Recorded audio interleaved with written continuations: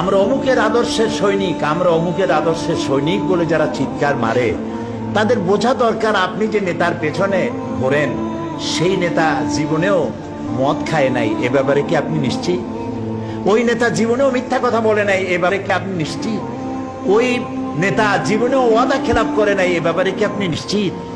এই নেতা জীবনেও কোনোদিন পরনারী স্পর্শ করে নাই, এই ব্যাপারে কি আপনি নিশ্চিত? এর কোনো ব্যাপারে আপনি গ্যারান্টি দিতে পারেন না, অথচ তার জন্য জীবন দিতে পারেন। ফাইনা তাযাবুন, কোথায় চলছেন আপনি? এমন এক ব্যক্তিকে আল্লাহ নেতা বানিয়েছেন, নেতা করে দুনিয়া পাঠিয়েছেন, যিনি সর্বকালের সর্বযুগের আয়নার মতো পরিষ্কার চেহারা, যাকে দেখতে কোনো লাইটের দরকার হয় না, দিনেও দেখা যায় রাতেও দেখা যায়। দ্বীপ্রহরের সূর্য অন্ধ অবলোকন করতে পারে, সে চোখ দিয়ে দেখে না, কিন্তু অনুভব করে দ্বীপ্রহরের একটা সূর্য উঠেছে, যার তাপ এসে তাকে বলে দেয় এখন দুপুরের রোদ, চৈত্র মাসের দুপুরের রোদ।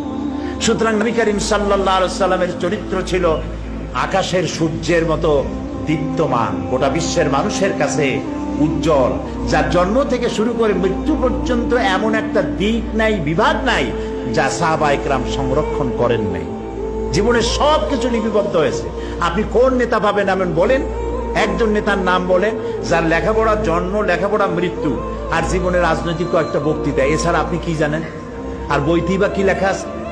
নবী করিম সাল্লাল্লাহু আলাইহি ওয়াসাল্লামের জীবনকে যারা সংরক্ষণ করেছেন, তার জীবনী যারা লিখেছেন, আসমাউর রিজাল, যারা তার জীবনী সংরক্ষণ করেছেন, কথা, কাজ এবং মৌন সম্মতি যারা সংরক্ষণ করেছেন, তাদের সংখ্যা হচ্ছে 1,00,000-এর উপরে। পৃথিবীর কোন মানুষের জীবনকে এইভাবে হাই পাওয়ারের মাইক্রোস্কোপ যন্ত্র দিয়ে কোন মানুষকে এভাবে দেখা হয় নাই যা দেখা হয়েছে রাসূলকে। শামাইলে তিরমিজি পড়েন, এটা বাংলা হয়ে গেছে, নামটা কি? শামাইলে তিরমিজি কিনে দেখেন, রাসূলের তুচ্ছ ঘটনাগুলিও সেখানে, তুচ্ছ কাজগুলিও, এগুলি তুচ্ছ বলছি যে গুরুত্বপূর্ণ নয়, এরকমের কেমনে দাঁত খেলাল করতেন, কেমনে হাসতেন, কেমনে বসতেন, কেমনে কাপড় পরতেন, কেমনে ঘুমাতেন, কিভাবে তিনি কথা বলতেন, কিভাবে দাঁড়াতেন, কিভাবে কোনটা কিভাবে কি করতেন, প্রত্যেকটি জিনিস লিপিবদ্ধ হয়েছে, একটি জিনিসও বাদ পড়ে নাই, সব লিপিবদ্ধ হয়েছে। পৃথিবীতে এরকম, এই রকমের কোন মানুষ, এরকম কোন নেতা পৃথিবীতে আর আসে নাই। মুহাম্মদ রাসূলুল্লাহ সাল্লাল্লাহু আলাইহি ওয়াসাল্লাম গোটা পৃথিবীর সর্বশ্রেষ্ঠ মহামানব, তার জীবনকে সংরক্ষণ করা হয়েছে পৃথিবীর মানুষকে এই পথে পরিচালিত করার জন্য।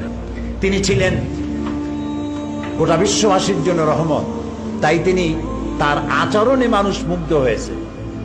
তার কপালে লেখা ছিল না যে তিনি নবী, তার পিঠে লেখা ছিল না তিনি নবী, অথচ তিনি যখন তার স্ত্রীকে দাওয়াত দিয়েছিলেন, হযরতে খাদিজাতুল কুবরা রাদিয়াল্লাহু তাআলা আনহাকে যখন ইসলামের দাওয়াত দিলেন যে আমি আল্লাহর নবী, আমার উপরে ঈমান আনো, আমাকে বিশ্বাস করো, আল্লাহ এক, আল্লাহর উপরে ঈমান আনো, এই কথা যখন তিনি দাওয়াত দিয়েছিলেন, হযরত খাদিজা কি দেরি করেছিলেন? আমি মাঝে মধ্যে বলি, যে সমস্ত হুজুররা মুরিদ বানায় বেড়ান, তাদেরকে জিজ্ঞেস করা দরকার যে আপনারা তো অনেক মুরিদ বানাইছেন, আপনার বউ আপনার মুরিদ হয়েছে কিনা? কারণ স্ত্রী তার স্বামী সম্পর্কে সবটা জানে, এত বড় সাক্ষী আর কেউ নেই। কিরামান কাতিবিন ছাড়া স্ত্রীর মতো এত বড় সাক্ষী আর কেউ নেই। স্বামীর পা থেকে শুরু করে মাথা পর্যন্ত সব জানে তার স্ত্রী। নবী করিম সাল্লাল্লাহু আলাইহি ওয়াসাল্লাম যখন দ্বীনের দাওয়াত দিলেন, হযরতে খাদিজাতুল কুবরা রাদিয়াল্লাহু তাআলা আনহা এক সেকেন্ড দেরি করেন নাই, সঙ্গে সঙ্গে বলেছেন, আবুল কাসেম, হে কাসেমের পিতা মুহাম্মদ সাল্লাল্লাহু আলাইহি ওয়াসাল্লাম, আমি কালেমা ঘোষণা করছি, লা ইলাহা ইল্লাল্লাহু মুহাম্মাদুর রাসূলুল্লাহ। আপনার সঙ্গে আমার বৈবাহিক জীবন এই 15 বছর হলো, 25 বছরে বিয়ে হয়েছে আপনার বয়স তখন, আর তখন তার বয়স ছিল 40। নবুয়ত পেলেন 40 বছর, মাঝখানে গেল কত বছর? এই 15 বছর পর্যন্ত আপনার সাথে আমার বৈবাহিক সম্পর্ক, স্বামী স্ত্রীর ঘর কন্যা করে 15 বছর যাবত আপনার জীবনকে আমি দেখেছি। আপনি কোনো সাধারণ মানুষ নন, আপনি অবশ্যই আল্লাহর নবী, এতে কোনো সন্দেহ হবার নাই।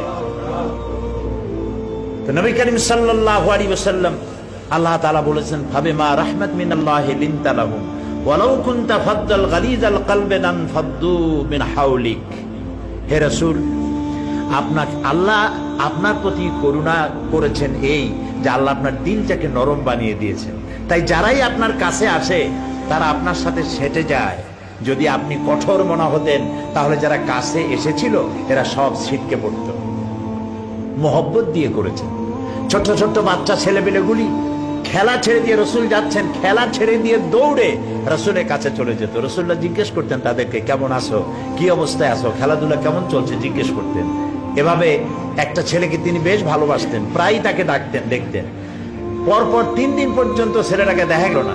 তখন তিনি ছেলেদের জিজ্ঞেস করছেন, ওই ছেলেটা কোথায়? তারা বলল বোধহয় অসুস্থ হবে, বাড়ি কই? বাড়ির সন্ধান তারা দিল। রসুল্লাহ জানতে পারলেন সেটা এক ইহুদির ছেলে। তিনি চলে গেলেন বাড়ির ভেতরে এবং ওই বাচ্চার কাছে গিয়ে বসলেন, গায়ে হাত দিয়ে দেখলেন অনেক জ্বর, হাত পুড়ে যায়। রাসূলুল্লাহ কপালের উপরে হাত রেখেছেন, ছেলের জ্বর নাই। বেহুশ ছেলে চোখ খুলে দেখছে রাসূলুল্লাহ বসে আছেন, চোখ বাড়ি করছে।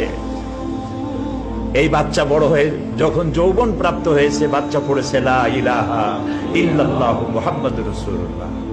ভালোবাসা দিয়ে তিনি জয় করেছেন সবাইকে।